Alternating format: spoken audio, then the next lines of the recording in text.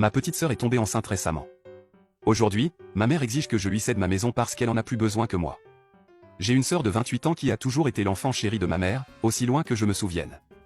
Mes parents ont divorcé quand j'étais adolescente parce que ma mère me trompait et a toujours été dominatrice, manipulatrice et narcissique. Malheureusement, ma sœur était comme sa petite fille. Notre mère semblait également croire qu'elle avait une autorité totale sur moi chaque fois qu'elle claquait des doigts. Elle les claquait et me donnait des ordres comme à un chien. C'était humiliant. Ma sœur la soutenait toujours. Après la séparation de nos parents, je suis allé vivre à plein temps avec mon père, tandis que ma sœur est restée avec ma mère. Les deux se ressemblaient beaucoup. Toutes deux ont pratiquement cessé de parler à mon père, sauf s'il s'agissait d'argent. Heureusement, j'aimerais dire que j'ai fini par ressembler davantage à mon père. Mon père était très orienté vers les affaires et a commencé à m'apprendre à faire son travail dès que j'ai eu 16 ans. Je suis devenu assez bon dans ce domaine. Après 12 ans de travail pour mon père, je suis devenu associé de son entreprise. Tout allait bien. Mais il y a environ 8 mois, une tragédie est survenue. Mon père était devenu quelque peu immunodéprimé parce qu'il avait été un gros fumeur pendant une grande partie de sa vie. Il est décédé à l'âge de 60 ans après avoir attrapé le Covid-19. J'ai rencontré ma mère et ma sœur pour la première fois depuis des années, après que nous ayons organisé les funérailles de mon père, à distance sociale, par appel vidéo. Mon père a été incinéré à sa demande et enterré dans un cimetière local. Ma sœur semblait affligée, mais ma mère avait l'air indifférente pendant tout ce temps. Cela ne m'a pas surpris. La dernière fois qu'elle avait vu mon père, elle lui avait crié qu'il lui devait encore de l'argent et l'avait menacé de le poursuivre en justice. Il s'est contenté de lui rire au nez. Il a payé une pension alimentaire aussi longtemps que la loi Y obligeait. Mais pas plus. Il a même versé 30 000 € pour les études supérieures de ma sœur. 10 ans après le divorce, il n'était plus légalement tenu d'envoyer de l'argent à sa mère en raison de la décision du juge. Elle n'est absolument pas fauchée. Elle occupe le même emploi depuis près de 30 ans.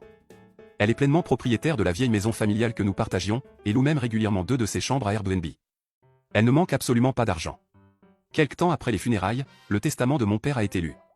Apparemment, il s'était dit que si sa consommation excessive de tabac ne finissait pas par le tuer, quelque chose d'autre le ferait. Il a même plaisanté à ce sujet dans une vidéo préenregistrée. Il m'a légué la quasi-totalité de ses biens, de la plus grande partie de son argent à son entreprise et à sa maison. Il a laissé à ma sœur une voiture et environ 10 000 € en liquide. Ma mère n'a reçu qu'1 millier de dollars et quelques autres objets qu'elle réclamait depuis le divorce. En dehors de cela, c'est moi qui ai eu le reste. Ma petite amie vit maintenant avec moi dans la maison que mon père m'a léguée. Ma sœur est passée de 2 ans d'études à l'université locale à plusieurs années où elle vivait au crochet de son petit ami et ne travaillait qu'à temps partiel en ligne. Pendant cette période, elle est tombée enceinte, mais a subi une fausse couche traumatisante. Je ne l'ai su qu'après les funérailles parce que nous n'avions pratiquement aucun contact et que personne d'autre ne me l'a dit. Lorsque le lockdown a frappé, l'emploi de son petit ami a commencé à diminuer petit à petit et il n'a finalement pu rester qu'à temps partiel. Cela a pesé sur leurs finances. Il en est arrivé au point où il lui a demandé de chercher un meilleur emploi, puisqu'il essayait de trouver un second emploi. Puis elle est tombée enceinte. Elle a affirmé que son petit ami et elle étaient prudents, mais elle dit que c'est son bébé miracle. Un soir, on a frappé à ma porte à l'improviste. Lorsque j'ai répondu, j'ai été désagréablement accueilli par ma mère et ma sœur. Elles sont entrées sans même demander et se sont installées confortablement dans mon salon. Ma petite amie et moi avons échangé un regard confus et je leur ai demandé pourquoi elles étaient venues. Ma sœur gloussait et regardait partout, ouvrant les portes et semblant faire le tour de ma maison. Ma mère venait de s'asseoir sur mon canapé et claquait des doigts en réclamant une bouteille d'eau fraîche. Ma copine lui a apporté de l'eau et j'ai demandé ce qu'elle venait faire ici. Ma sœur semblait tout étourdie et m'a ignoré pour continuer à fouiner dans ma maison. Peu après, je l'ai entendu crier au bout du couloir, « Maman, c'est parfait ». Ma mère a finalement pris la parole et m'a dit, « Je crois qu'il est temps que tu fasses ton devoir de frère ». Ce à quoi j'ai répondu, « Quoi ?» Ma mère a ensuite poursuivi en disant que maintenant que ton père est décédé, cette maison aurait dû m'appartenir puisque j'étais sa seule épouse. Mais tu peux encore arranger les choses. Tu gagnes beaucoup d'argent et tu pourrais acheter une nouvelle maison. Ta sœur a encore plus besoin de cette maison, car c'est elle qui a un bébé en route. Mais si vous tenez tant à rester, vous pourriez vous contenter d'une seule pièce et payer toutes les factures jusqu'à ce que vous décidiez de déménager.